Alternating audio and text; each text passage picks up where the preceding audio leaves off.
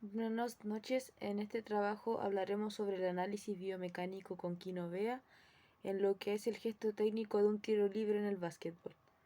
Como introducción, como ya les vengo diciendo, será un análisis de biomecánica a través de la aplicación Quinovea,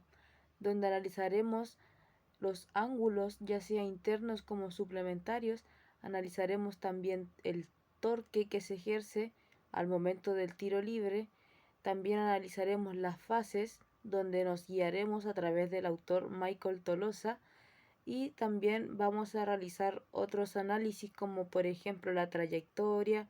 entre otros, que tienen que ver también con la musculatura y las articulaciones. Acá podemos ver la calibración donde podemos colocar desde ambos centroides de las cajitas negras que se citará una distancia de 2 metros, donde a través de la aplicación de Quinovea trazaremos una línea de cada centroide y luego seleccionaremos botón derecho y configuraremos para poder calibrar, donde de una de las opciones nos dará calibrar y ahí deberemos colocar en metros y en números el 2. Acá podemos ver la cuadrícula perspectiva, donde se genera una cuadrícula la cual se debe de calibrar los vértices donde estarían los centroides. Y después de esto podemos ver en la opción de herramientas de Quinovea y podemos realizar el mapa de coordenadas, los cuales está calibrado debido a que anteriormente trazamos la línea, ambas líneas donde la vertical es de 2 metros y la horizontal igualmente. Bueno, los puntos atómicos en este caso son 16, ya vienen siendo los dos pares de ambos tobillos, de también el tarso, que sería la punta de los pies, las ambas caderas y también las articulaciones glenumerales de ambos hombros. También se le agrega la de los codos y las de el cuello y la cabeza. También rodillas, lo que nos da un total de 16 puntos anatómicos, los cuales nos van a servir como puntos a la hora de utilizar herramientas como generar ángulos o ver lo que es el recorrido de las trayectorias de los movimientos y del gesto técnico completo o de la fase que queramos analizar. En el análisis del centro de masa, analizaremos el centro de masa en la fase 2 y en la fase 7, donde en la fase 2 nos podemos dar cuenta de que el centro de masa está un poco posicionado hacia adelante, sagitalmente. ¿Por qué? Porque el cuerpo, al estar flexionado hacia adelante, tiende a cargar más peso. Por lo tanto, el centro de gravedad se desplaza más hacia adelante o anterior. En el caso de la fase 7, el centro de gravedad de la masa se genera más a posterior, sagitalmente, debido a que el cuerpo, al ya estar linealmente y no flexionado hacia adelante, el centro de masa se retrasa posteriormente para así generar un mayor equilibrio y estabilización anatómicamente en el cuerpo humano. Bueno, acá podemos ver el mapa de lo que viene siendo las fases subdivididas por el autor Michael Toloso, donde la primera fase es la de preparación, donde tenemos la posición inicial donde el jugador tiene el balón de baloncesto para luego estabilizar su cuerpo, donde genera una alineación en dirección a también apuntar al arco de baloncesto, al aro. Y bueno, después se genera la flexión de las piernas y luego para generar la preparación del impulso, donde ahí se genera bastante coordinación. Al momento de ya elevar el balón hacia arriba con las manos, teniendo el balón, se genera la segunda parte de las tres fases en la que segmenta este autor, donde dice que la primera fase es una fase preparativa, ya que anteriormente mencionamos que viene siendo la fase 1, 2, 3 y 4, segmentada después en la recorrido de 10 fases. Y bueno, esas primeras 4 equivalen a lo que viene siendo la parte de preparativa, ya donde aún no se termina justo antes de que uno comienza a elevar con las manos el balón, ¿ya? Después genera la segunda parte donde se genera el lanzamiento o ya como la descarga de la fuerza. Y bueno, esta comienza desde la fase 5 donde se genera la elevación del balón y después se genera la extensión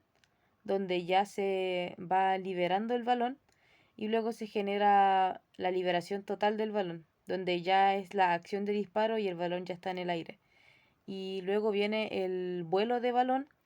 donde ya se genera la trayectoria del balón. Y cuando el jugador observa el balón, si es que entra al aro, vendría siendo el momento de seguimiento, que vendría siendo la fase 9.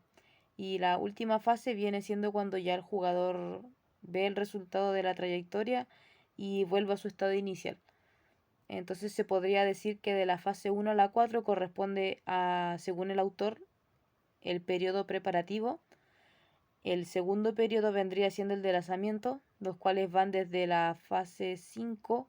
hasta la antepenúltima fase, que vendría siendo la 7. No, sí, la 7. Y miento, la 8. Y la 9 y 10 vendría siendo ya la fase recuperativa, donde ya se vuelve a la compostura el deportista después de ver la trayectoria del balón. Acá podemos ver a través de imágenes las 10 fases segmentadas, donde se genera a través del autor Michael Tolosa el periodo preparatorio, principal y ya conclusiva, donde, bueno, podemos ver aquí que el jugador en las primeras 4 fases no genera ese levantamiento del balón, donde ya en la quinta, sexta, séptima y octava el balón se eleva y ya se genera esa primera parte de la trayectoria del balón, donde el balón ya está en el aire. Y ya la última y penúltima fase vendría siendo ya de recobro, debido a que el jugador ya tiene que esperar la trayectoria del balón y volver a su compostura inicial. Bueno, y el análisis de los músculos en las fases, uno de los mayores músculos que se ocupan acá son los deltoides, ya que este músculo ayuda a estabilizar el hombro en la primera fase preparativa y bueno, se origina en la espina ilíaca anterior y se inserta en el tendón de la base de la rótula, pero esto se genera con el cuádriceps, ¿ya? Donde el cuádriceps también se genera como estabilizador, pero en el caso de la preparativa actúa en la flexión de la rodilla, ya que el jugador de estar posicionado de pie tiene que flexionar las piernas para generar esa estabilización y esa coordinación inicial. Bueno, el tríceps braquial igual se utiliza debido a cuando se genera la extensión, que en este caso en la primera parte no se logra ver tanto, pero lo veremos más adelante en la siguiente periodo, ¿ya? Esto se origina en la cabeza larga del tubérculo de la escápula y bueno, se genera también la inserción en el olecranon. El olecranon es la articulación del codo, ¿ya? Y bueno, en el caso del deltoides se origina en la clavícula y se inserta en la tuberosidad del húmero, ¿ya? Es un músculo el cual se va a encargar, en este caso, de estabilizar y más adelante se va a encargar de generar la flexión del hombro. Bueno, y seguimos en la parte de la producción de fuerza o el periodo de lanzamiento, como nos mencionaba el autor, y donde ya acá se puede ver más el tríceps braquial, donde debe de extenderse para que el codo pueda proyectarse con el balón y así generar el lanzamiento. Un músculo nuevo que se puede ver acá viene siendo el gastrocnemio y el sóleo, bueno, donde el gastrocnemio se origina en la cabeza medial y en la cabeza lateral y se inserta en el tendón de Aquiles. En el caso del sóleo, se origina en la cabeza superior del peroné y bueno, y se inserta en el tendón de Aquiles igualmente. Ambos músculos se insertan en el tendón de Aquiles. Y el pectoral mayor que de la porción clavicular tenemos en el tercio medial de la clavícula y se inserta en el surco intervercular del húmero. Bueno, y también vamos ya a la fase final del recobro, donde se puede ver más el bíceps braquial, donde al volver a la compostura se logra ver una mayor activación de este músculo, ya no tanto estabilizadora. Y bueno, también se logra ver el tríceps braquial, ya que tiene que extenderse el brazo completamente para volver a su posición inicial, y el deltoides, que igual siempre va a acompañar a ambos músculos. Algo nuevo que se ve acá son los músculos del core, los abdominales y los erectores de la columna, donde se originan principalmente en la zona media del cuerpo, en el caso del recto abdominal, en la cresta del pubis, y se inserta en los cartílagos de las costillas por la apófisis sifoides. Y los erectores de la columna se originan en el sacro y se insertan en la apófisis espinosas. Y también los transversos de las vértebras torácicas, si no me equivoco. Y bueno, y también se genera toda esta inserción a través de las costillas. Y acá volvemos a ver cómo en la fase preparatoria se ve más los músculos estabilizadores, como en acción de estabilizar el cuerpo del atleta. En cambio, en la fase de lanzamiento se ve más en acción de extender, especialmente lo que viene siendo tríceps, deltoides, los cuales elevan el brazo y lo extienden. Y ya en la fase de recobro se puede ver un poco más el bíceps y bueno, y el tríceps luego de estar flexionado se vuelve a estirar. Y en el caso de los cuádriceps se logra ver una mayor activación en la fase preparatoria debido a que el atleta se flexiona y en lo que se flexiona se activa esta musculatura, donde luego en la fase de lanzamiento se extiende porque acompaña el movimiento de los brazos en la coordinación, y ya en la fase de recobro se relaja para volver a la posición inicial. Las articulaciones principalmente usadas en este gesto técnico viene siendo la articulación glenohumeral del hombro, especialmente la escápulo-humeral, la cual es una articulación sinovial y es de tipo diartrosis o esférica, la cual tiene movimientos en tres ejes, lo que vendría siendo sagital, frontal y transversal. La articulación del codo es de tipo bisagra, la cual tiene solamente movimiento en dos ejes, ya sea sagital, en un solo eje,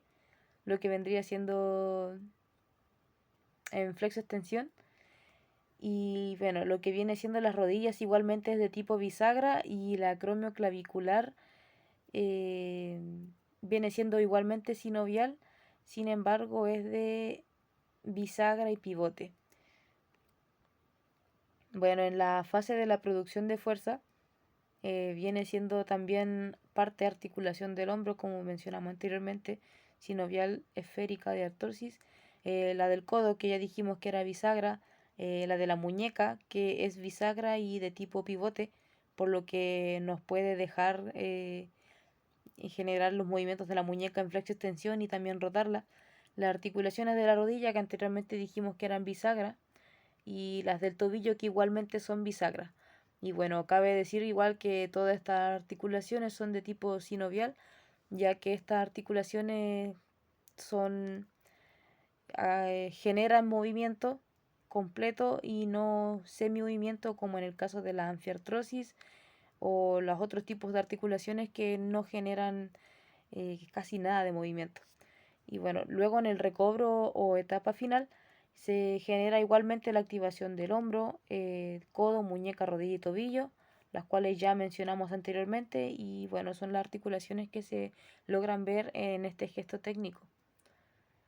El torque En este caso lo saqué de la fase 2, 2 o 3, si no me equivoco, no logro ver bien. Bueno, en esta fase logramos generar el torque a través de la línea, donde anteriormente, como lo teníamos calibrado en 2 metros, se logró apreciar de que la distancia entre, bueno, el brazo de momento vendría siendo 0,8 y el 6,174 viene siendo el peso de un balón de baloncesto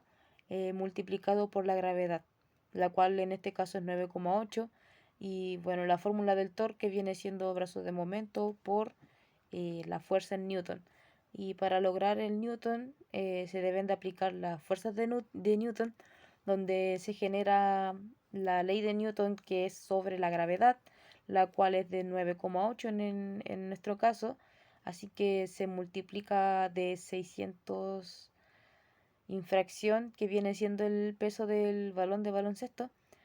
se pasa a kilos, los cuales de 630 gramos se pasan a 0,63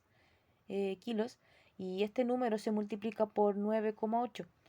donde nos va a generar 6,174. Y bueno, la fórmula ya queda solamente multiplicar,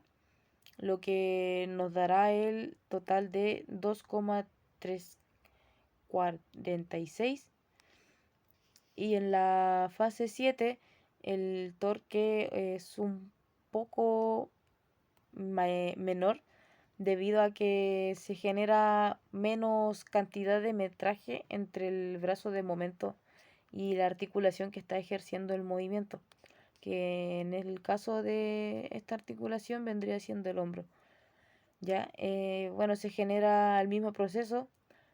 solamente cambié el brazo de momento, en el cual en este caso es de 0,26, y lo multipliqué por la fuerza de Newton, lo cual nos va a dar un valor de 1,6 infracción. Y en la fase 6, que es la fase anterior a esta, se genera menor brazo de momento, por lo que también se genera menor torque.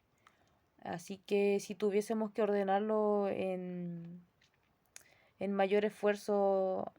o mayor exigencia a nivel muscular, bueno, en la fase número 2 o 3, 2, se genera un mayor torque. Y luego le continuaría la fase 7, y ya la que genera menor torque vendría siendo la fase 6, donde se genera menor exigencia muscular. Y bueno, acá pasamos a los ángulos internos y suplementarios, donde tuve un problema en Kinovea, así que el gráfico aparece un poco extraño. Sin embargo, se logra ver que el ángulo primero no generó complicaciones. Y bueno, esto se genera a través de una herramienta de Kinovea, donde uno ocupa los ángulos, se le elimina el antihorario y también se le elimina el ángulo suplementario en este caso, ya que estamos primero evaluando los ángulos internos en la primera imagen, y en la segunda imagen vienen siendo los suplementarios. En ese caso, en la herramienta de Kinovea se le coloca botón derecho al ángulo y se le genera la opción ángulos suplementarios. ¿Qué quiere decir un ángulo suplementario? Es un ángulo el cual, desde el ángulo interno, cuánto a mí me falta para poder generar 180 grados, que vendría siendo el ángulo suplementario. En el caso de 133, que es el ángulo interno de la cadera, yo debería, para poder sacar mi ángulo suplementario, a 180 restarle 133,6 grados, y eso me va a dar los grados del ángulo suplementario, que en el caso de Kinovea nos arrojó 46,4. ¿Ya? Y bueno, también lo realizamos mismo trabajo con las articulaciones de la rodilla y tobillo. Y bueno, ahí se ve en el gráfico el tiempo y la cantidad de grados que se ejerce la articulación, dando una mayor cantidad de grados entre la fase preparatoria y la fase de lanzamiento, porque elegimos las articulaciones de la cadena cinética inferior, la cual se activa, como dijimos anteriormente, mayor en la primera fase y en la mitad de la segunda fase del segundo periodo. Bueno, y esto se debe netamente al gesto técnico. En el caso de la cadena cinética superior,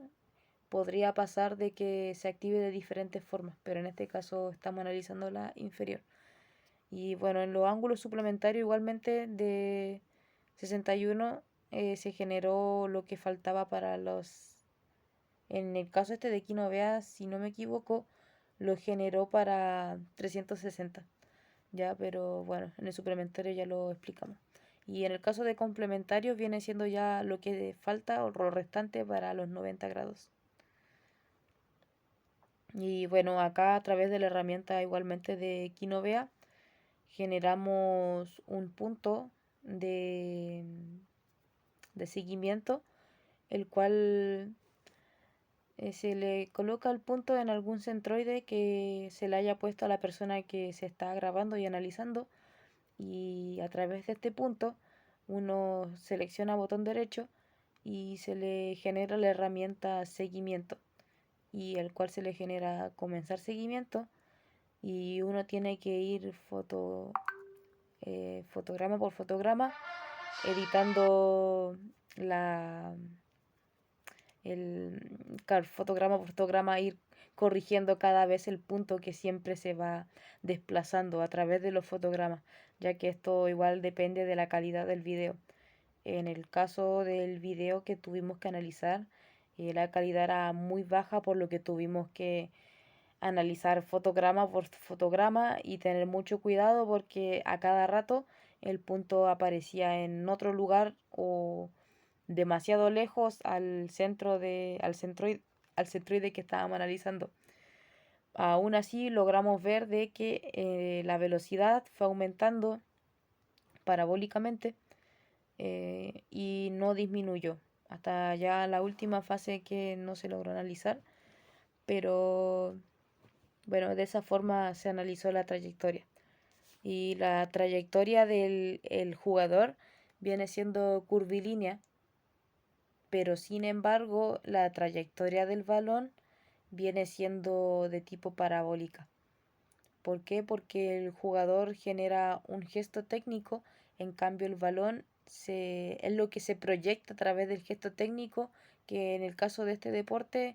es el trayecto ideal que debe de tener un balón para que sea a punto y caiga dentro del aro. Y bueno, como conclusión, este trabajo me sirvió para tener mayor conocimiento sobre herramientas que muchas veces como preparadores físicos dejamos de utilizar, siendo que son herramientas que nos pueden ayudar mucho al momento de analizar y comparar gestos técnicos, al momento de tener algún cliente el cual quiera quizás tener una comparación tangible de un gesto que él realice, de un deporte que él practique con quizá un deportista profesional. A través de estas herramientas que posee Quinovea podemos comparar ángulos, por ejemplo, ver los mejores ángulos o ángulos ideales para generar una mayor eficacia al momento de generar estas técnicas, las cuales cuando son de precisión y puntería se utiliza mucho el correcto uso de los ángulos, ya que variar en un pequeño porcentaje de grado de los ángulos va a generar una trayectoria completamente diferente, lo cual en el caso del básquetbol en un tiro libre es sumamente importante, debido a que es algo muy controlado, es algo muy preciso, lo cual tiene un margen de error demasiado bajo, por lo que estas herramientas como Quinovea nos permiten analizar detalladamente para poder corregir y darle un mejor, un mejor análisis a las personas que necesiten contar con nuestro trabajo. Y también me sirve para poder comprender igual el comportamiento muscular de las articulaciones, y también saber en qué momento del gesto técnico es cuando yo voy a tener un mayor requerimiento en la fuerza del que ejercen los músculos, como es en el caso del torque en la fase 2, que a veces uno piensa porque, no sé, porque uno viene y en las últimas fases o en la fase de lanzamiento se genera la mayor fuerza muscular, siendo que en el caso que evaluamos, la mayor fuerza muscular se encuentra en la fase 2, pero siempre y cuando estemos hablando de lo que viene siendo la articulación del brazo, porque quizás en otras articulaciones que hubiésemos analizado serían datos completamente diferentes, lo cual es una